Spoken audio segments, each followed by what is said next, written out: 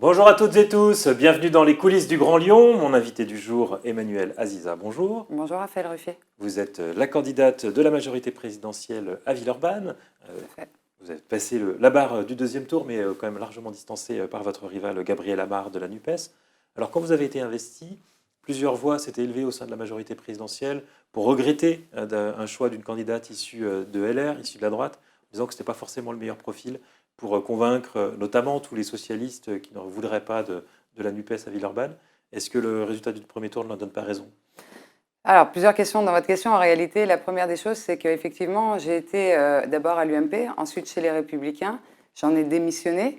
Ensuite, je suis restée 2 ans sans maison politique. Puis, j'ai rejoint Horizon, le parti d'Édouard Philippe, dans lequel je me suis investie. Et effectivement, lors des investitures à Villeurbanne, j'avais proposé ma candidature au sein du parti Horizon en expliquant très clairement que je ne partirais pas si nous n'avions pas une alliance. Je ne voulais pas diviser, je voulais absolument qu'on ait une coalition pour pouvoir aborder ces élections à Villeurbanne.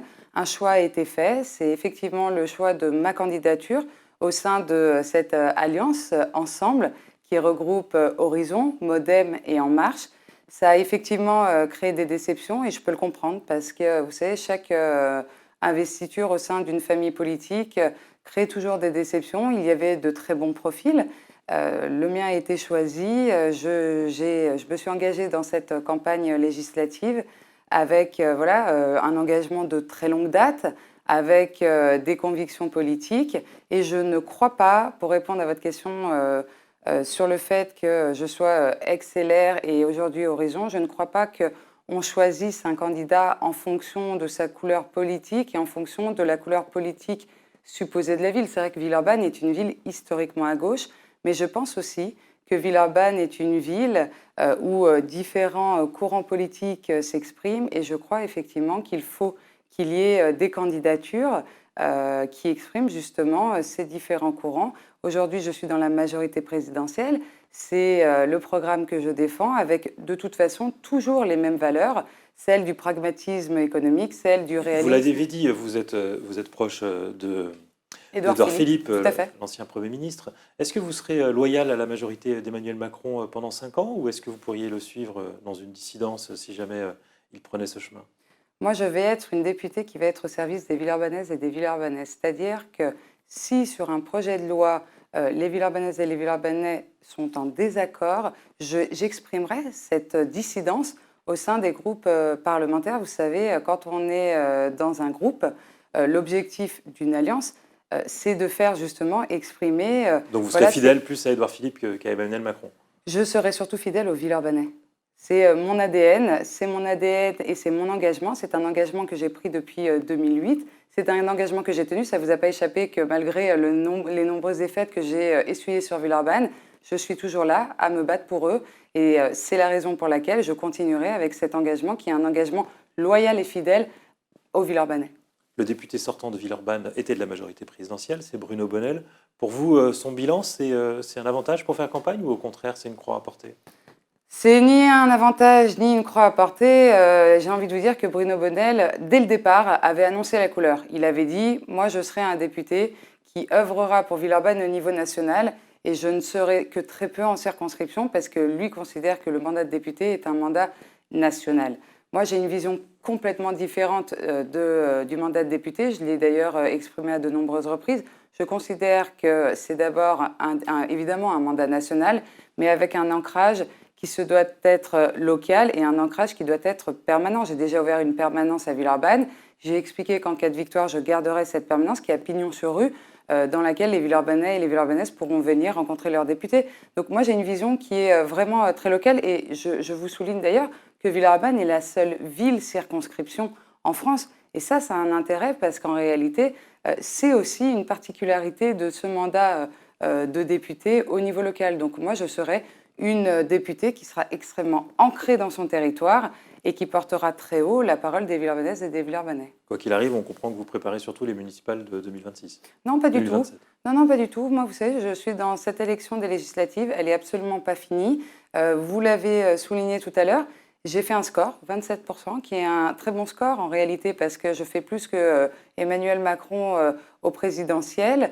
Je fais également un score, vous savez, ensemble, ces trois groupes qui se retrouvent de manière structurelle et conjoncturelle sur des valeurs. En face de moi, j'ai un candidat, Gabriel Amar, qui est le gendre de Jean-Luc Mélenchon, qui est le candidat de la NUPES, qui regroupe tout un tas de partis. Et toutes ces composantes-là, les écologistes, le Parti socialiste, la France insoumise, font un score en réalité qui n'est pas si extraordinaire que ça pour une ville classée historiquement à gauche. Donc moi, je vais continuer cette campagne législative, je vais la mener jusqu'à son terme, et durant les 5 derniers jours qui nous restent, je vais continuer à faire du porte-à-porte et surtout dire à toutes les personnes qui ne se sont pas déplacées, s'il vous plaît, mobilisez-vous, parce que nous avons l'extrême gauche aux portes de notre ville. C'est un danger pour notre ville. Vous savez, Villeurbanne, c'est une ville de tempérance. Villeurbanne, c'est une ville de bien vivre ensemble. À Villeurbanne, on ne divise pas. À Villeurbanne, on n'oppose pas. À Villeurbanne, on rassemble. Quand je vois effectivement le candidat de la NUPES venir essayer de déconstruire tout ce qui a été fait au niveau gouvernemental, je me dis que malheureusement, on va arriver vers une France qui va être bloquée et non pas une France qui avance. Donc c'est le message que je vais faire passer aux Villeurbanais. Je vous le dis, je pense que Charles Hernu doit se retourner dans sa tombe parce qu'on n'a jamais eu les extrêmes aux portes de notre ville. Et quand on nous dit NUPES, en réalité, NUPES, c'est quoi? C'est la France insoumise qui a complètement absorbé tous les partis historiques de Villeurbanne, notamment le Parti socialiste, qui s'est littéralement couché devant eux. Et vous voyez, moi, ça, c'est quelque chose qui me pose problème. Donc, je suis en colère par rapport à ça, et je vais continuer avec cet objectif, c'est de dire aux Villeurbanaises et aux Villeurbanais, attention, danger, attention, danger. On a compris ce message-là. Un mot sur le Front républicain. Depuis dimanche, c'est vrai qu'on est assez surpris d'entendre que la majorité présidentielle n'appelle pas clairement au Front républicain contre les candidats du Rassemblement national, alors que depuis 5 ans, Emmanuel Macron appelle systématiquement toute la gauche à voter pour lui pour éviter des élus du FN. Mais dans l'autre sens, la réciproque n'est pas vraie. Ce sera au cas par cas. Je n'ai pas du tout la même analyse que vous et je suis même un petit peu surprise par votre analyse. Moi, ce que je peux vous dire, c'est que le Front républicain, pour moi, est une exigence. J'ai commencé mon parcours politique d'abord par l'associatif. J'ai commencé à 16-17 ans à me battre effectivement contre toutes les extrêmes. Et je n'envisage pas une seconde qu'on ne fasse pas le Front républicain contre les extrêmes. Et d'ailleurs, je m'étonne qu'à Villeurbanne, alors certains candidats m'ont rejoint, par exemple Clément Charlieu, qui a été extrêmement droit dans ses convictions en disant, écoutez, nous, on a les extrêmes aux portes de Villeurbanne, je rejoins Emmanuel Elza parce qu'effectivement, il faut faire barrage à l'extrême gauche. Je suis assez étonnée que d'autres personnes ou d'autres formations Mais vous appelleriez à voter pour la NUPES s'il était opposé à un candidat du Rassemblement national? Mais je viens de vous dire à l'instant que pour moi, la NUPES est un parti d'extrême. Donc vous appellerez pas à voter pour la NUPES dans les cas de duel NUPES-RN, vous appelez pas à voter pour la NUPES? Si j'avais, et j'y suis pas, et heureusement, mais si j'avais à choisir entre un candidat de la NUPES et un candidat du Front National, je vais vous dire quelque chose, je prends mes valises et je pars, et je pleure, parce que ça voudra dire qu'on est arrivé quand même à un moment de notre histoire qui est absolument catastrophique pour notre France. Vous savez, la France, c'est un beau pays. La France, c'est un pays des droits de l'homme. Il y a plusieurs circonscriptions où c'est le cas ce dimanche prochain.